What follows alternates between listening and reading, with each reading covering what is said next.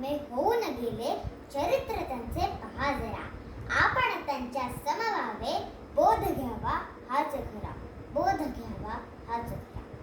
अध्यक्ष महाशय, व्यासपीठावर उपस्थित मान्यवर व माझ्या बालमित्रांनो, आज नरकेसरी लोकमान्य टिळक यांची पुण्यतिथी.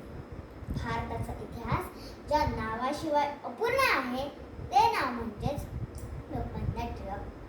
रत्नागिरी येथे 23 जुलै 1856 रोजी एका तेजस्वी सूर्याचा जन्म झाला. त्या तेजस्वी सूर्याच्या प्रखर तेजाने अन्यायाचा काळोख दूर केला. त्या तेजस्वी सूर्याचे नाव म्हणजेच बाळ गंगाधर टिळक. टिळक लहानपणापासूनच अतिशय हुशार व तल्लख बुद्धीचे होते. गणित आणि संस्कृत हे त्यांच्या आवडीचे विषय होते. बाळाचे पाय पाळण्यात दिसतात या उक्तीप्रमाणे लहानपणापासूनच या तेजस्वी सूर्याचे तेज चमकू लागले. गुरुजींनी एकदा संत हा शब्द लिहायला सांगितला. बाळने तो 3 प्रकारे लिहून दाखविला. कितीही अवघड गणित दिले तरी बाळ ते चटकन सोडवत असे. एकदा टिळकांचे वडील गंगाधर पंत संस्कृतचे पुस्तक वाचत होते. बाळ म्हणाला, बाबा, हे पुस्तक मला वाचायला हवं. गंगाधर पंत म्हणाले, बरं, मी तुला गणित दे, ते तू सोडवून दाखव. गंगाधर पंतांनी खूप कठीण गणित दिले. खूप प्रयत्न करून बाळने ते गणित सोडविले. गंगाधर पंत आनंदी होऊन ते पुस्तक बाळाला वाचण्यास दिले. आपण सुद्धा खाऊसाठी हट्ट न धरता चांगल्या गोष्टींसाठी हट्ट धरूया.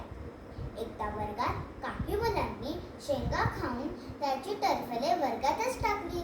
गुरुजी आले. सर्वांना शिक्षा करायला सुरुवात केली. बाळ म्हणाला, मी शेंगा खाल्ल्या नाहीत म्हणून मी शिक्षा घेणार नाही. ह्यातूनच बाळचा प्रामाणिकपणा व धाडस दिसून येतो. बाळचा हाच स्वभाव इंग्रजांसाठी काळ ठरला.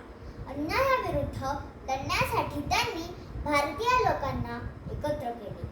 लोकांना संघटित होण्यासाठी गणेशोत्सव व शिवजयंती हे उत्सव सुरू केले. लोकांचे प्रबोधन करण्यासाठी केसरी व मराठा ही वर्तमानपत्रे सुरू केली. जहाल विचारसरणी होती, लेखणी तलवार होती. प्रखर त्यांच्या विचाराने ब्रिटिश सत्ता हादरली होती.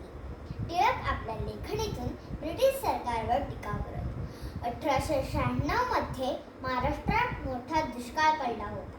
टिळकांनी शेतकऱ्यांना संघटित होण्याचे आवाहन केले व त्यांच्या हक्कांबद्दल जागरूक केले.